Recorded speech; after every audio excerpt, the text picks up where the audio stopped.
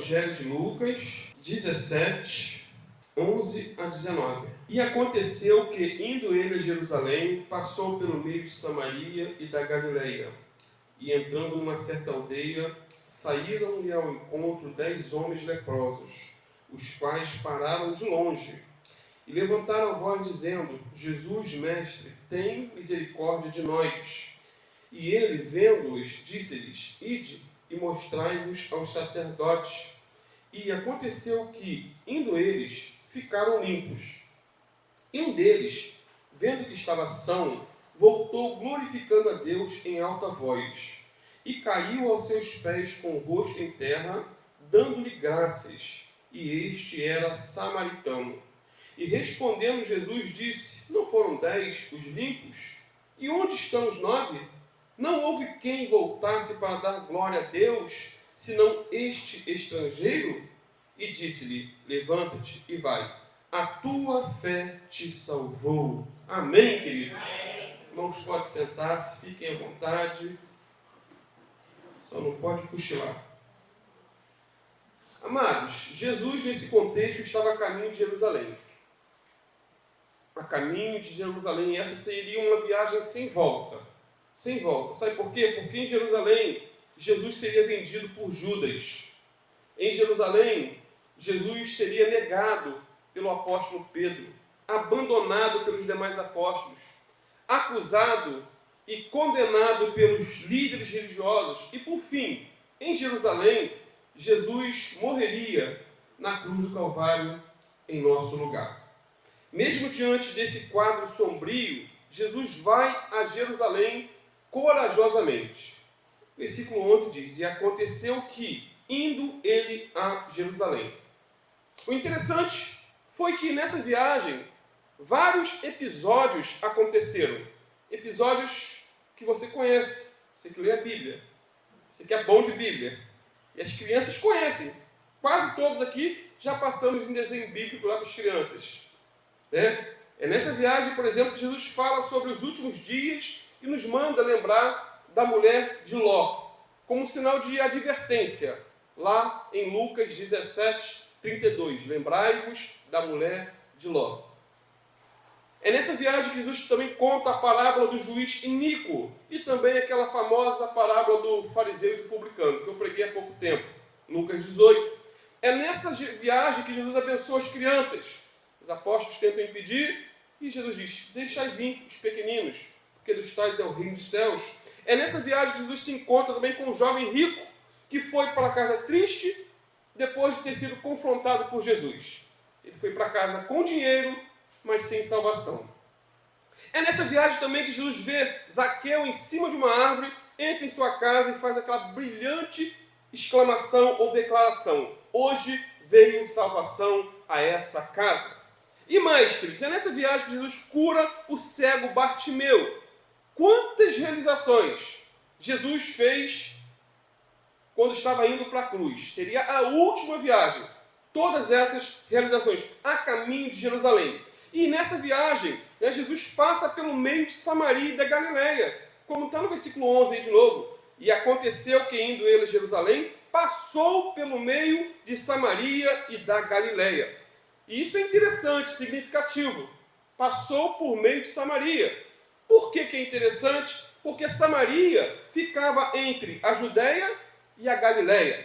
Para você que é bom de Bíblia, tem uma Bíblia boa, veja o mapa.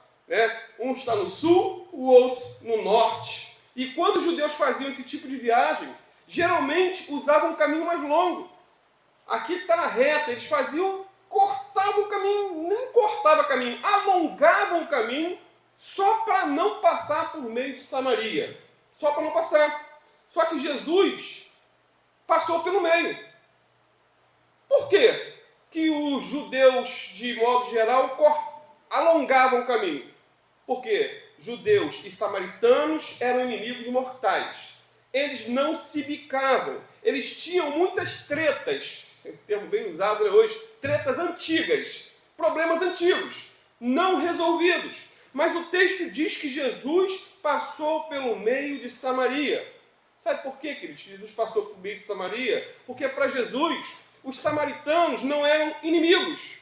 mas apenas pessoas que precisavam de salvação, cura e libertação. Eram pessoas como qualquer outra. E Jesus não fazia acepção de pessoas.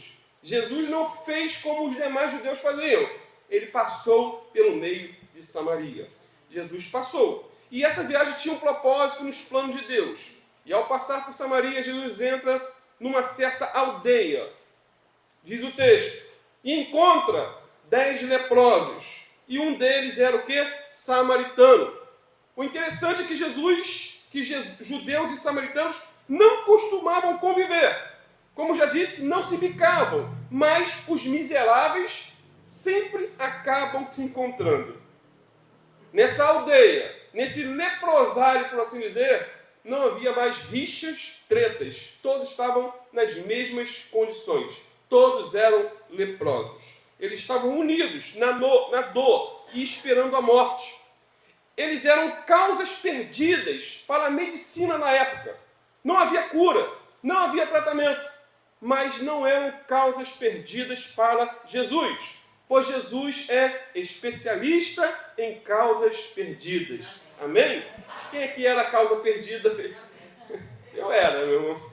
Causa perdida, mas Jesus, Diguinho levantou as duas mãos.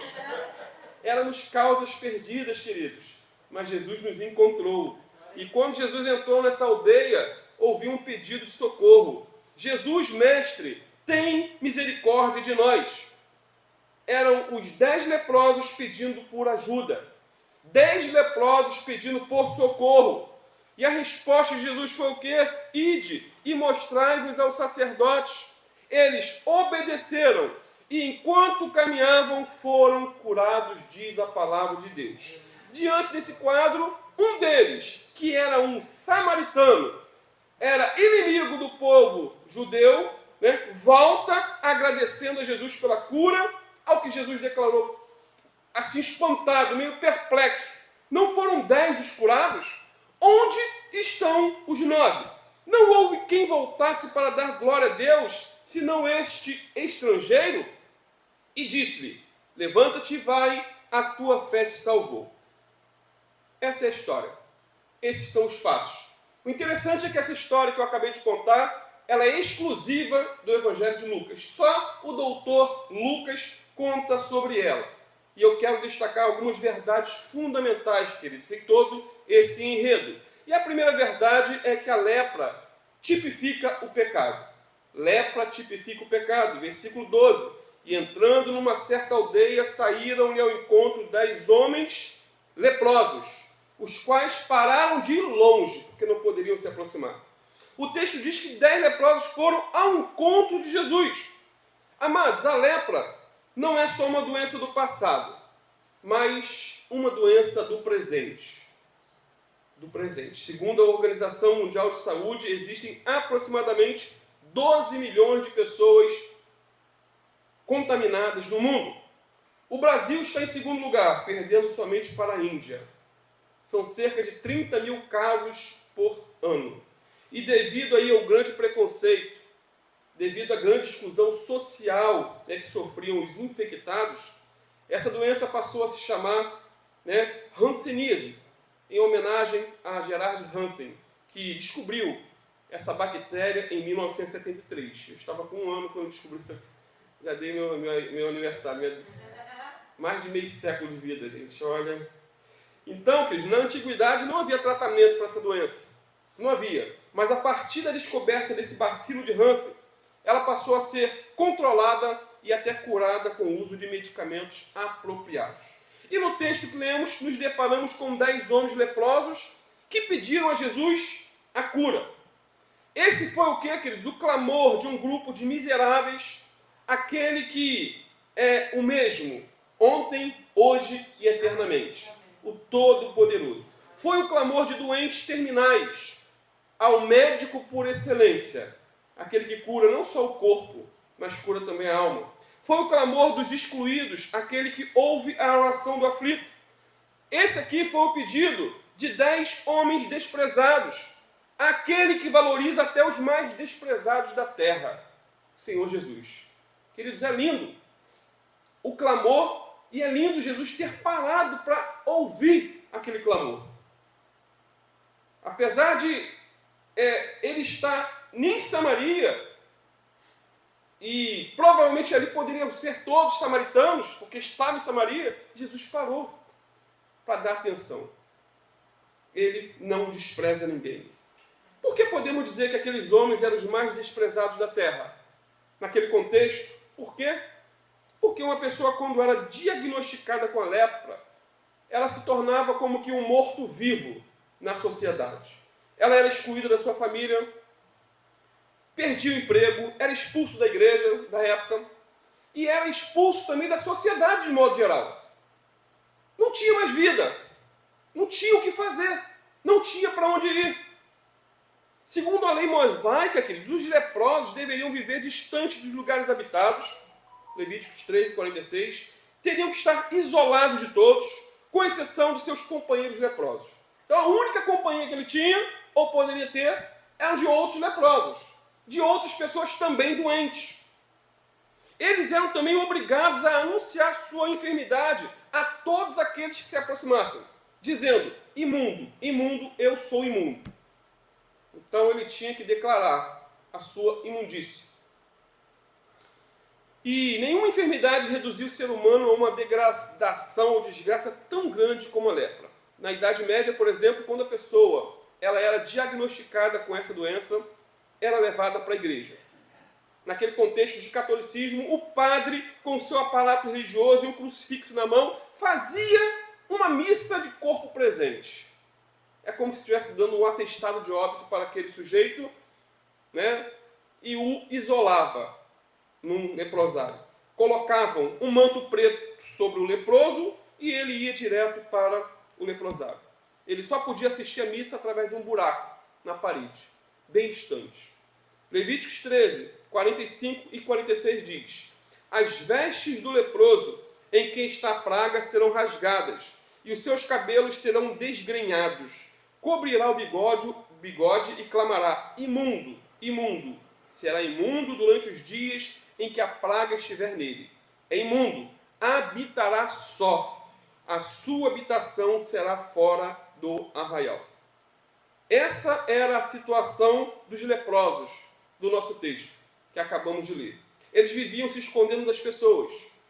Não podiam beijar os filhos, nem fazer um carinho na esposa, ou nas esposas, se fossem casados. Não podiam frequentar o templo. Não podiam trabalhar. A única companhia que eles tinham era os demais leprosos. Mas um dia, né? E que dia? É aquele dia que ficou marcado para toda a história. Um dia, eles ouviram falar de Jesus. Eles ouviram que Jesus curava os doentes, dava vista aos cegos, ressuscitava os mortos e que ele era bondoso com os excluídos da sociedade. Bondoso para aqueles que todos os desprezavam, apedrejavam, jogavam pedra, zombavam. Eles ouviram também que Jesus iria passar pelo meio da aldeia que eles viviam. Foi então que eles clamaram de longe ao Rei dos Reis e Senhor dos Senhores, ao Médico dos Médicos. E Jesus ouviu e atendeu ao clamor desses homens miseráveis. Eles foram curados, foram restaurados. Irmãos, não tem como negar que a lepra tipifica perfeitamente o pecado. A lepra tipifica, é um tipo, tá, queridos? Não é o pecado, mas tipifica o pecado. Assim como a lepra, o pecado também é incurável e destruidor. Assim como a lepra, o pecado é contagioso, separatista, separa, e repugnante. O pecado, seja ele qual for, é pior do que a lepra. É pior do que a AIDS. O pecado, seja ele qual for, é pior do que o câncer ou outra doença qualquer. Uma pessoa pode ser contaminada com bacilo de Hansen e mesmo assim ser uma crente fiel ao Senhor. Está contaminada, tem a doença, mas ser crente, cheia do Espírito Santo, serva de Deus. Uma pessoa pode estar tomando coquetel para tratamento de AIDS e mesmo assim ser herdeiro de Deus e co-herdeiro com Cristo Jesus. A doença em si não é pecado, mas o pecado é uma doença que precisa de tratamento.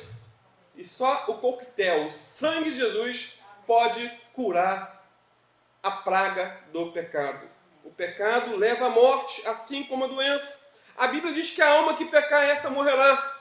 Agora, o tratamento para o pecado é o quê? É o arrependimento e a confissão. E o abandono do pecado. 1 João 1,9 diz que se confessarmos nossos pecados, Ele é fiel e justo para nos perdoar todos os pecados e nos purificar de toda a injustiça. Provérbio 28,13 diz que aquele que encobre as suas transgressões nunca prosperará, mas aquele que as confessa e deixa, esse sim alcançará misericórdia. Então, o pecado, se não tratado, ele vai nos destruindo, nos desfigurando e vai nos alienando da família, dos filhos, dos colegas, dos amigos. Isso porque o pecado nos separa de Deus no presente.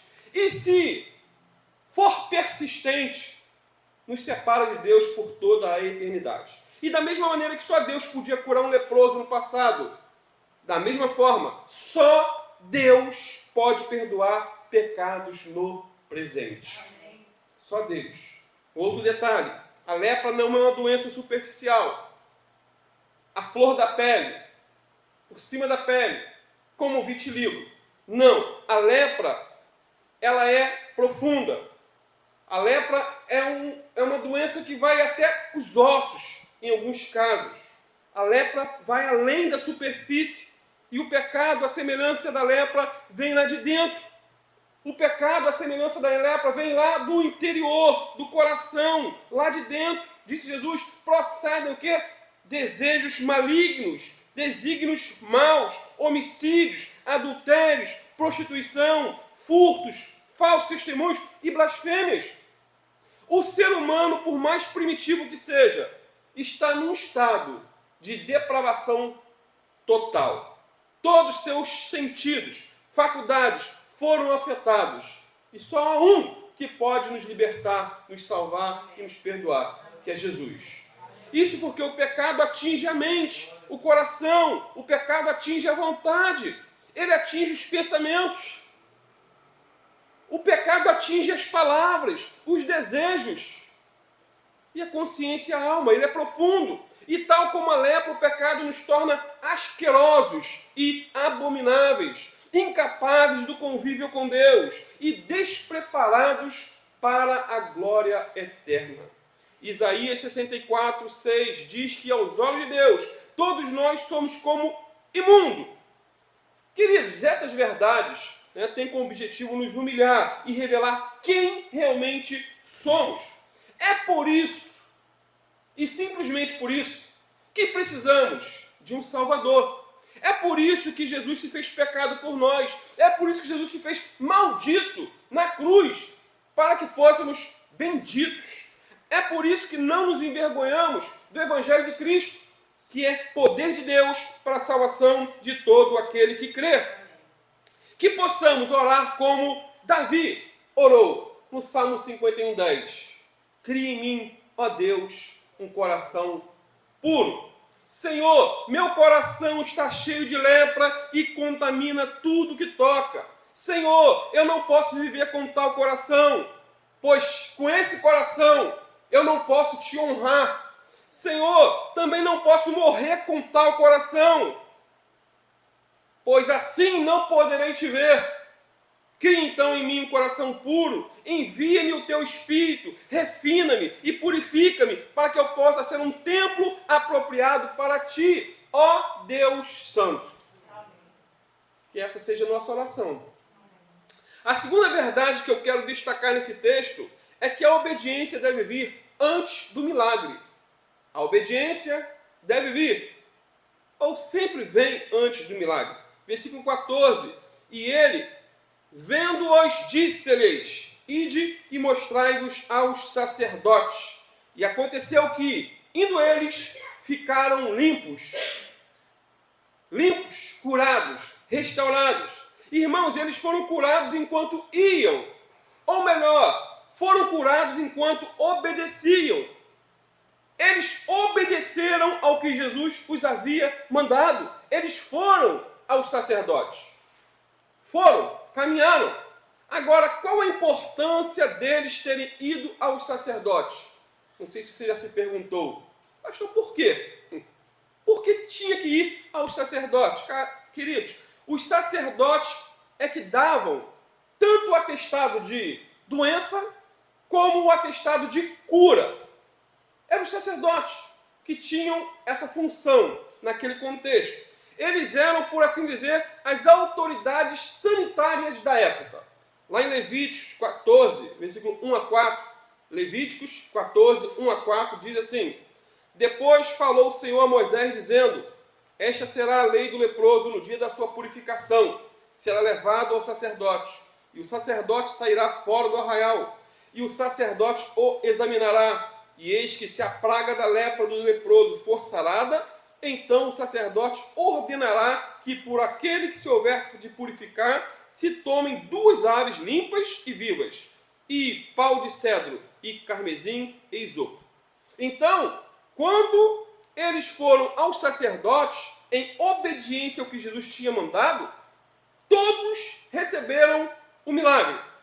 Amados, é quando caminhamos na obediência que somos curados. Quando caminhamos na obediência que somos abençoados, restaurados, avivados e salvos. Não existe salvação sem obediência.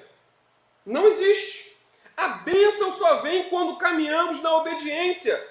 E obediência à palavra de Deus, a Bíblia Sagrada. A cura desses homens aqui só se realizou quando eles se puseram a caminho para cumprir a ordem de Jesus. A ordem que Jesus tinha dado. A obediência selou a fé que tinham em Jesus. Não era fé na fé, mas fé em Cristo. Ou melhor, fé na palavra de Jesus. No que Jesus disse. Ponto final. Lembram de Naamã?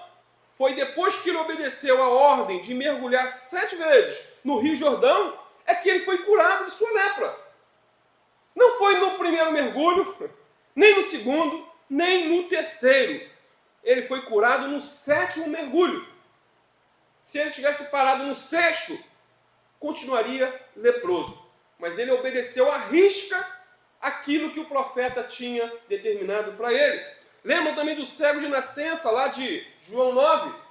Inclusive eu botei esse desenho no domingo, à noite, para as crianças. Depois leia toda a Bíblia, ou toda a história. João 9. A Bíblia diz que Jesus viu esse homem cego. Jesus não perguntou se ele queria ser curado, diferente de Bartimeu. Né? E mais, Jesus fez algo inusitado.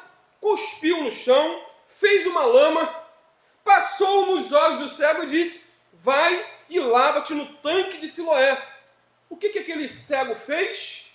Foi e lavou-se e voltou vendo. Milagre da obediência. E eu te pergunto, e se ele não obedecesse à ordem de Jesus de ir lavar-se no tanque?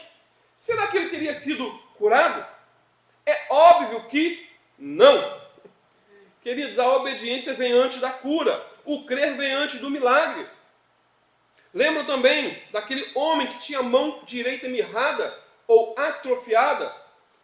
Lá em Mateus 12, 13, Jesus disse para ele o seguinte: estende a mão. Sabe o que ele fez? Ele a estendeu e ficou sã como a outra. Agora, se ele não tivesse estendido a mão, teria morrido aleijado. Simples assim. Então, queridos, precisamos obedecer a tudo que a palavra de Deus nos ordena. Por exemplo, quando obedecemos a ordem de Jesus para nos arrependermos de nossos pecados, Ele nos perdoa. Perdoa. Lembra da palavra de Pedro lá, naquele famoso sermão, em Atos 2:38? Arrependei-vos e cada um de vós seja batizado em nome de Jesus, para a remissão de pecados, e recebereis o dom do Espírito Santo. Então, quando obedecemos a ordem de Deus de crer, vemos com isso a glória de Deus. Lembra do que Jesus disse para Marta, momentos antes de ressuscitar seu irmão Lázaro, lá em João 11:40? Não te tenho dito que, se creres, verás a glória de Deus? Então, quando obedecemos a ordem de Deus de honrar ao Senhor com a nossa renda, e com a primeira parte dos nossos bens, Deus envia a provisão, Deus envia o socorro, Deus envia o escape. Quando a esposa obedece à ordem de Jesus de submeter-se ao marido, e o marido obedece à ordem de Jesus de amar a sua esposa, esse casamento é o quê? Abençoado, curado e restaurado. Curados enquanto obedeciam. Quando os filhos obedecem a seus pais, e os pais fazem de tudo para não irar seus filhos, essa relação que tende a melhorar, a ser uma bênção. Então, a obediência é o caminho da cura. A obediência, eu falei só alguns pontos, mas são vários. Leia a Bíblia e descubra-os por si só. A obediência é o caminho da cura, do perdão, da salvação. Se aqueles 10 leprosos não tivessem obedecido a ordem de Jesus de irem aos sacerdotes, eles teriam morrido leprosos. A terceira verdade que eu encontro em nosso texto é que grandes milagres geralmente são acompanhados por grandes reações. Repito, grandes milagres são geralmente acompanhados por grandes reações. Versículo 15 a 16. E um deles, vendo que estava são, curado, limpo, restaurado, voltou glorificando a Deus em alta voz e caiu aos seus pés com o rosto em terra, dando-lhe graças, e este era o quê? Samaritano. Que lindo, queridos. Amados, imagine a cena de 10 homens leprosos correndo numa estrada a caminho da cidade. Eles haviam clamado a Jesus por misericórdia, e Jesus disse: vão aos sacerdotes. Amados, eles sabiam o que aquela ordem significava. Era o sonho de todo leproso. Ir ao sacerdote. Porque antes eles foram diagnosticados com lepra. E agora, ao voltar ao sacerdote, era o diagnóstico da cura. Só iam ao sacerdote as pessoas que estavam curadas ou visivelmente limpas da lepra. Eles não ficaram curados para só então caminharem em direção ao sacerdote. Muito pelo contrário, eles obedeceram a Jesus e foram curados antes de chegarem aos sacerdotes. Eles fizeram a corrida da fé. Enquanto iam, foram curados. Eles creram, simples assim, exerceram fé, confiaram na palavra de Jesus. A palavra fé, querido, significa certeza de coisas que não se veem, convicção de fatos que se esperam. Você não vê nada, mas crê, confia, espera. Lembra de Tomé, quando disseram a ele que Jesus havia ressuscitado? Foi o único que não viu. E entrou em paranoia, parafuso. Ele declarou com seus lábios: se eu não vir o sinal dos cravos em suas mãos, e não puser o meu dedo no lugar dos cravos, e não puser a minha mão no seu lado, de maneira nenhuma o crerei. Ele queria ver para crer. Mas a ordem bíblica é: se creres, verás a glória de Deus. Ele estava invertendo o texto. Há quem elogie Tomé.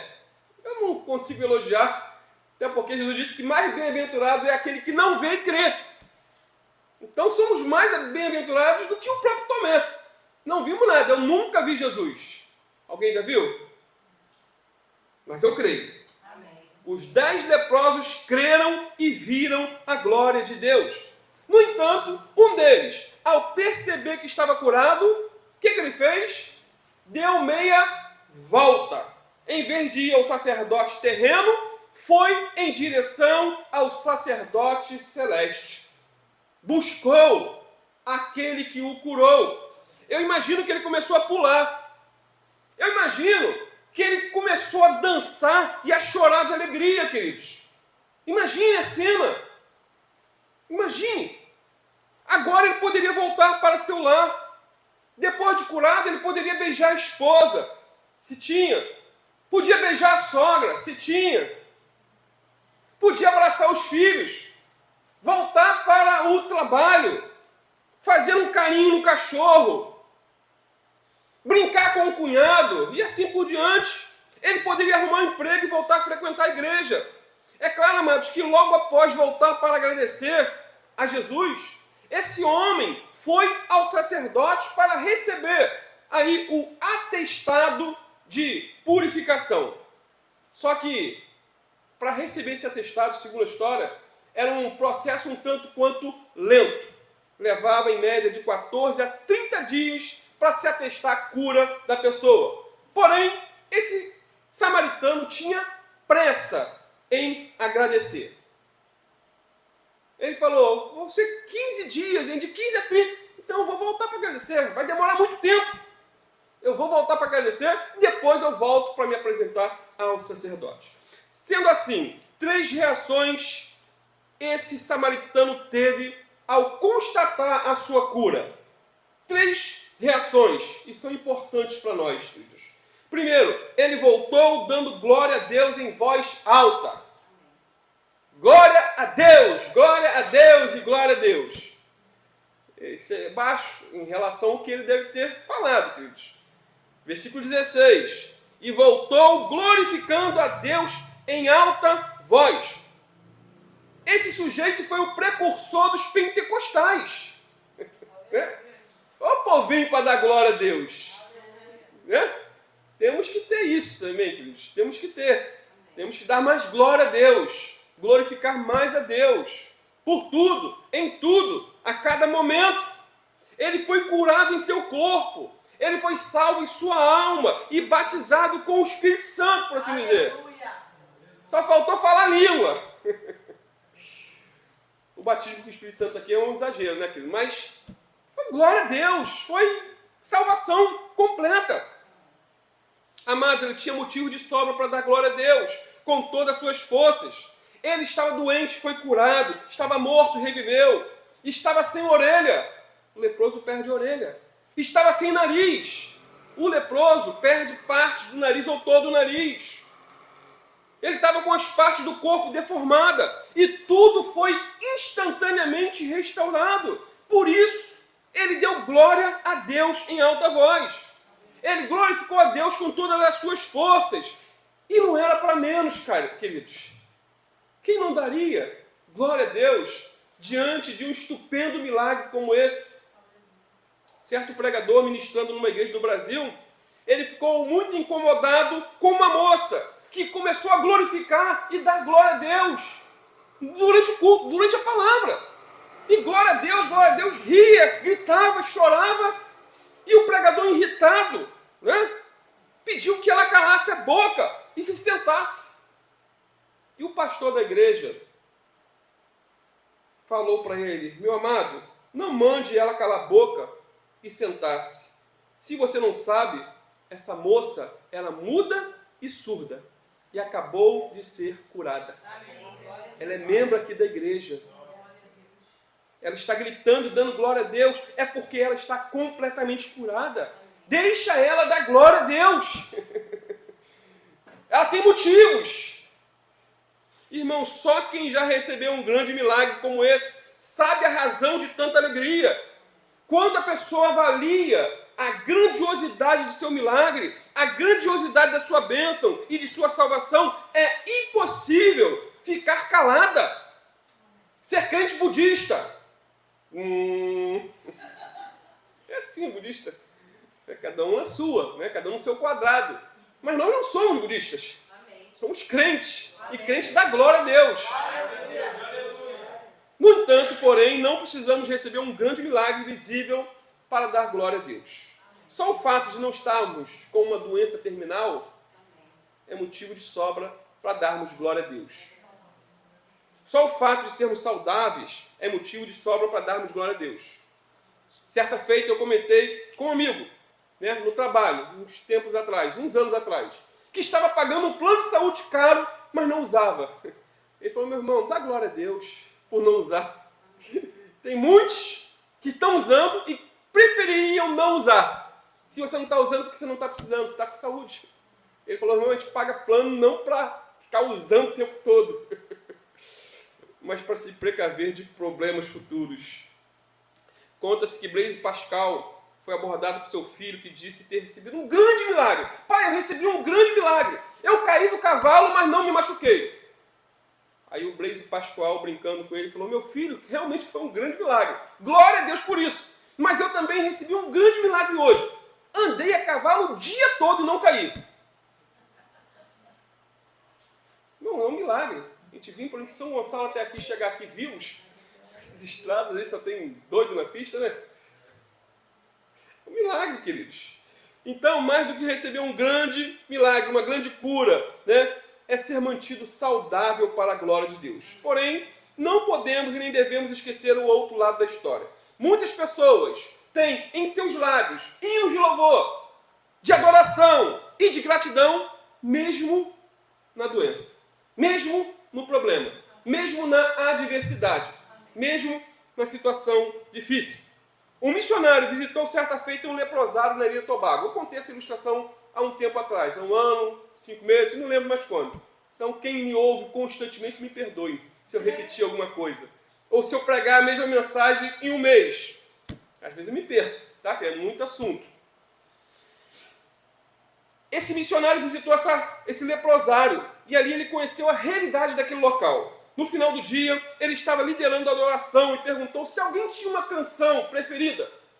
E como muitas igrejas que dão oportunidade, alguém quer pedir um louvor? Foi então que uma mulher pediu um hino. Quando ele olhou para aquela mulher, viu a face mais desfigurada que já havia visto na sua vida. Ela não tinha orelhas, não tinha nariz, seus lábios já não existiam.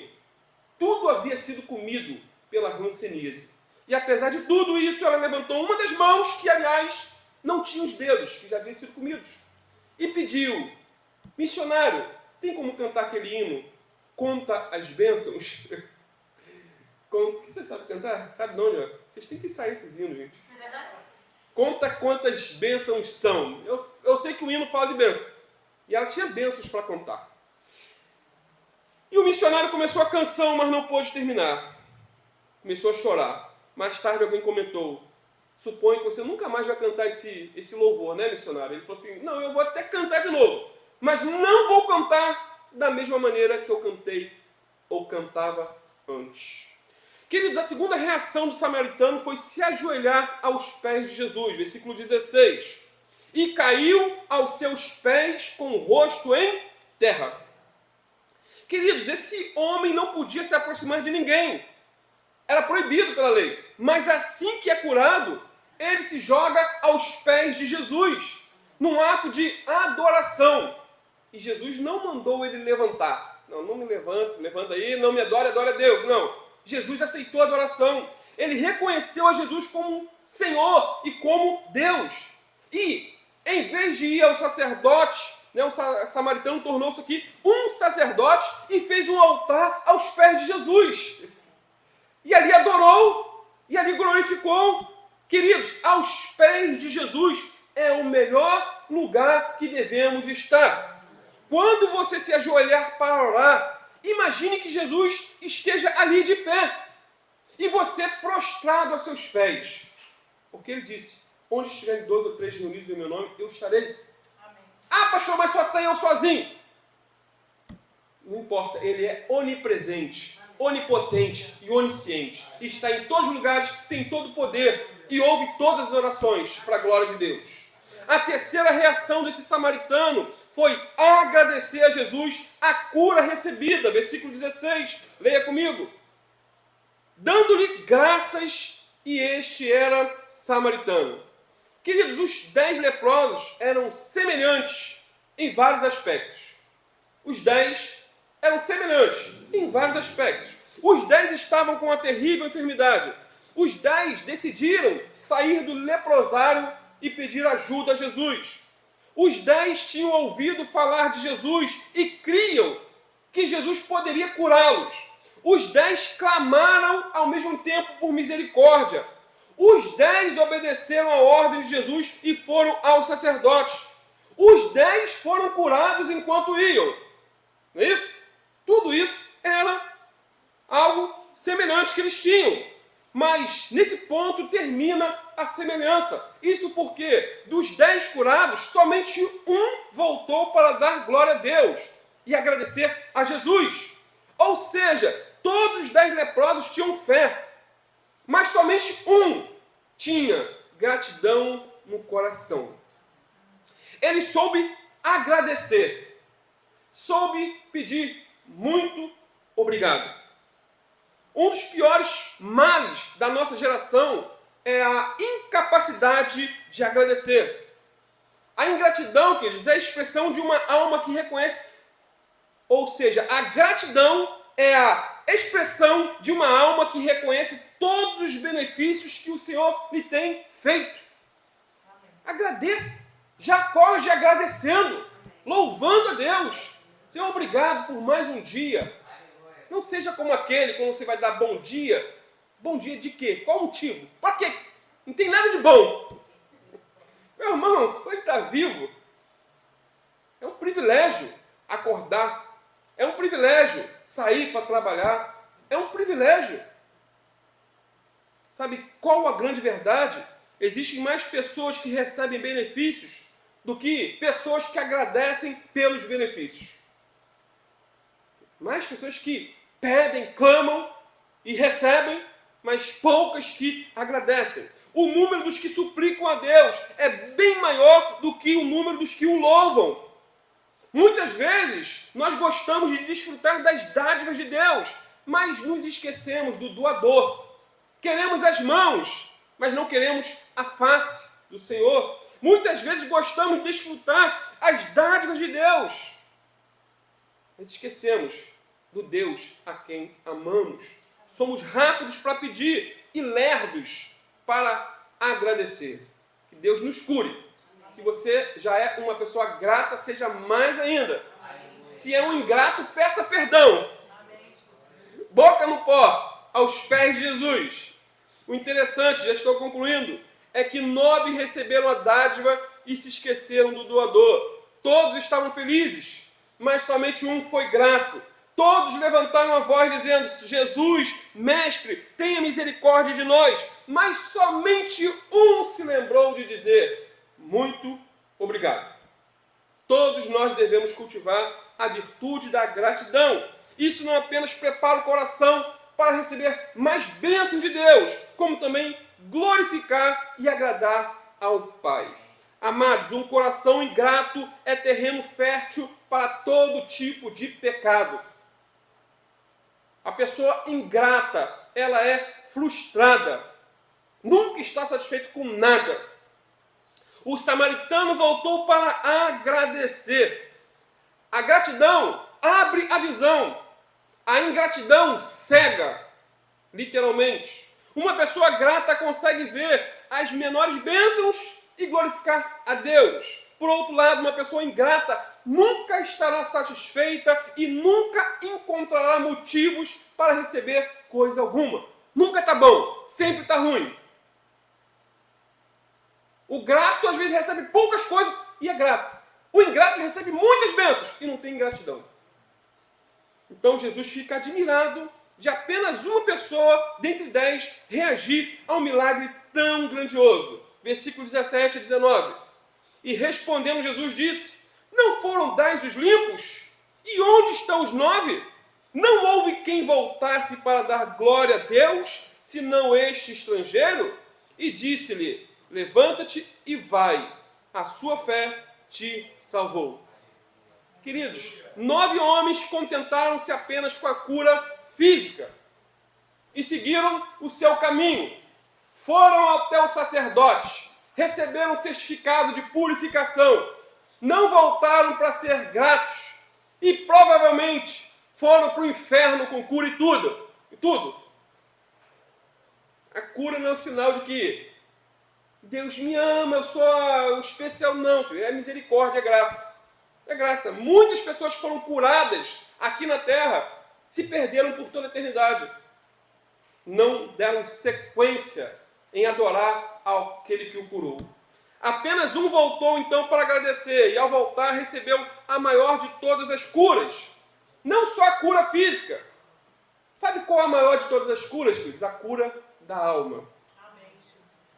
Quando voltamos para agradecer, recebemos mais do que pedimos. Jesus disse para ele: vai, a tua fé te salvou. E a palavra grega aqui para salvação é sosoquém, um termo que expressa cura completa, uma cura abrangente. Ou seja, aquele samaritano foi curado no corpo e na alma, no físico e no espiritual. Ele foi curado da lepra e perdoado de seus pecados. Amados, a cura física é uma bênção, mas é uma bênção passageira. Porque somos curados, daqui a pouco adoecemos de novo. É um mistério. A pessoa é curada de câncer e daqui a pouco morre por uma outra doença. Então, a cura física é uma bênção passageira, mas a salvação da alma é uma bênção eterna. Não tem como negar que é uma verdadeira maravilha receber uma cura física. É ótimo, eu já recebi. Mas também não tem como negar que é maravilhoso experimentar o milagre da salvação da alma. É o maior dos milagres, é o maior. 9 foram sacerdotes e receberam um diploma de purificação, mas apenas um, o samaritano, recebeu do Filho de Deus o certificado da salvação, que é muito melhor do que o certificado de purificação da doença. Jesus disse a esse samaritano o quê? A tua fé te salvou. Queridos, a fé salva. Vamos ficar de pé e vamos orar.